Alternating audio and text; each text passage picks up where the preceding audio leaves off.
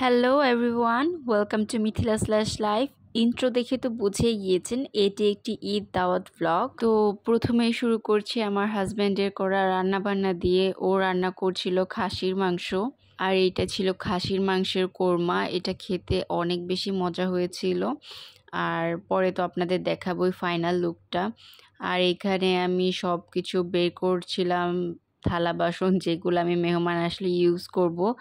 আর বাসায় বুয়া ছিল না, তো আমার খুবই কষ্ট হয়ে যাচ্ছিল। তো সব কিছু ধুয়ে আবার রেখেছি এগুলো বের করার পরে। রান্না বান্নার পাশাপাশি আমি এই কাজগুলোও করে আগিয়ে রাখছিলাম আর কি। তারপরে আমি ডেজার্ট বানাই। ডেজার্টে আমি বানিয়েছিলাম পান্না কোটা। এর মাঝে আবার একটু ব্রেকফাস্ট করে নিই। তারপরে আমি আবার বাকি রান্নাগুলো শুরু করে দিই। তো চাইনিজ ভেজিটেবল যেটা সেটা করেছিলাম। আর এইটা আমার অনেক পছন্দের। যদি পোলাও মাংস রান্না করি দেশি খাবার সেইটার সাথেও করি, আর যদি ফুল চাইনিজ কুজিন করি সেটার সাথেও করি। তারপরে পোলাওটা বসিয়ে দিয়েছিলাম, আর আমি তেমন কোনো ক্লিপ নিতে পারিনি রান্নার। এরপরে আমি গোসল করে রেডি হওয়া শুরু করি, আর তখন প্রায় 6টা বেজে গিয়েছিল হয়তো, হ্যাঁ 6টা or 7টা বেজে গিয়েছিল। আমার অনেক লেট হয়ে গিয়েছিল, তো আমি খুবই তাড়াতাড়ি রেডি হয়ে যাচ্ছিলাম। আর আমার অর্ধেক রেডি হতে হতে মেহমানরাও এসে পড়েছিল। আমি সব সময় ভাবি যে আমি এবার রেডি হয়ে থাকবো, মেহমান আসার আগে আগে আমি সব কিছু করে ফেলবো, কিন্তু সেটা আর হয় না। আসলে এত কাজের প্রেশার ছিল, আর বুয়াও যেহেতু ছিল না, তো সব কিছু আমার আর আমার হাজব্যান্ডেরই করতে হয়েছে। ও অনেক হেল্প করেছে, যার জন্য তারপরেও পেরে উঠতে পেরেছি। আমি অনেক টেনশনে ছিলাম। আর এই হচ্ছে আমার ফাইনাল লুক। আর আমি রেডি হচ্ছিলাম, আর আমার মেহমানরা এখানে বসে বসে আরহামের সাথে গল্প করছিল। আর রেডি হওয়ার পরে ওদের সাথে একটু আমি ভিডিও করে নিচ্ছিলাম, আর কিছু ছবি তুলে নিচ্ছিলাম, কারণ খাওয়া দাওয়া শুরু হয়ে গেলে তো আর টাইম থাকবে না, যেহেতু আমরা অলরেডি লেট করে ফেলেছিলাম। আর ও হচ্ছে মিম, আর ও হচ্ছে সুমি, দুজনে অনেক বেশি সুইট আর কিউট। সুমি হচ্ছে আমার হাজব্যান্ডের স্কুলের যে বেস্ট ফ্রেন্ড তার ওয়াইফ, আর মিম হচ্ছে আমার হাজব্যান্ডের ইউনিভার্সিটির যে বেস্ট ফ্রেন্ড তার ওয়াইফ। আর বের হয়ে এসে দেখি ছেলেরাও সবাই আড্ডা দিচ্ছে। তো এরই মাঝে আমি খাবার দাবার সব কিছু অ্যারেঞ্জ করে নিচ্ছিলাম।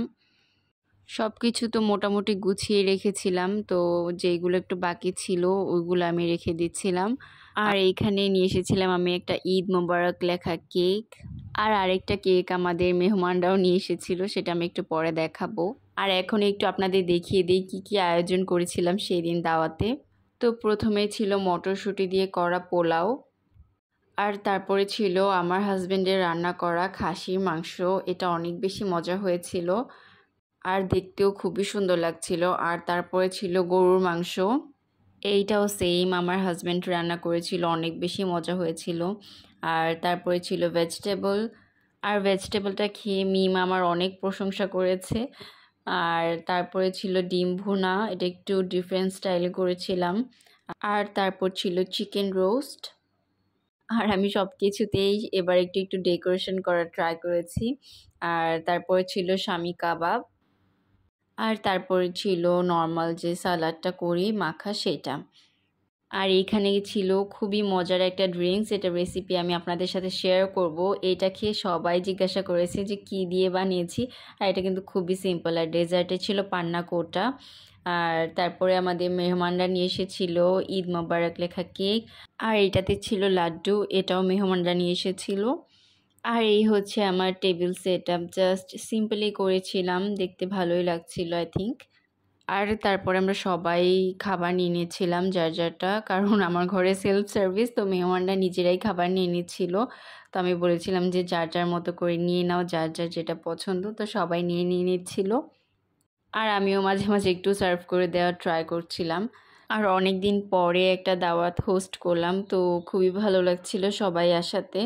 আর তারপরে বিসমিল্লাহ বলে সবাই খাওয়া দাওয়া করতে বসে যাই, আর সবার সাথে খেয়ে আলহামদুলিল্লাহ অনেক দিন পরে অনেক বেশি ভালো লাগলো। এতগুলা মানুষ একসাথে খাওয়া দাওয়া করলাম। আর এই তো তারপরে আমরা আড্ডা দিতে বসে যাই সবাই। আর হৃদয় ভাইয়া গান করছিল, তো আমি একটা লাইভও করেছিলাম, হয়তো আপনারা দেখেছেন। তিনি একজন সিঙ্গার, আর তার একটি ব্যান্ডও আছে ইরোজ, আর আপনারা চাইলে তার পেজ ফলো করতে পারেন হৃদয় আনাহলি। আর তারপরে যে 2টা কেক আনা হয়েছিল সেগুলো কাটতে বসে যায়, আর কি হাসাহাসি করছিল সবাই মিলে, জানি না আসলে কি কথা হয়েছিল। আর আলহামদুলিল্লাহ সবার সাথে ওই দিনটা অনেক বেশি ভালো কাটলো।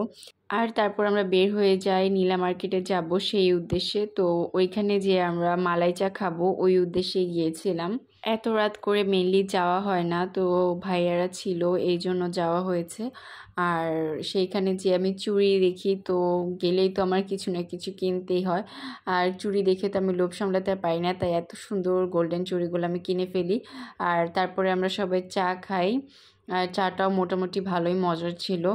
আর তারপরে আমরা বাসায় ব্যাক করি, এই তো। আর এরকমই ছিল দিনটা। তো কেমন লাগলো ব্লগটি অবশ্যই কমেন্ট করে জানাবেন, আর কিছু জানা থাকলে সেটিও কমেন্ট করে জানাতে পারেন। Thanks for watching.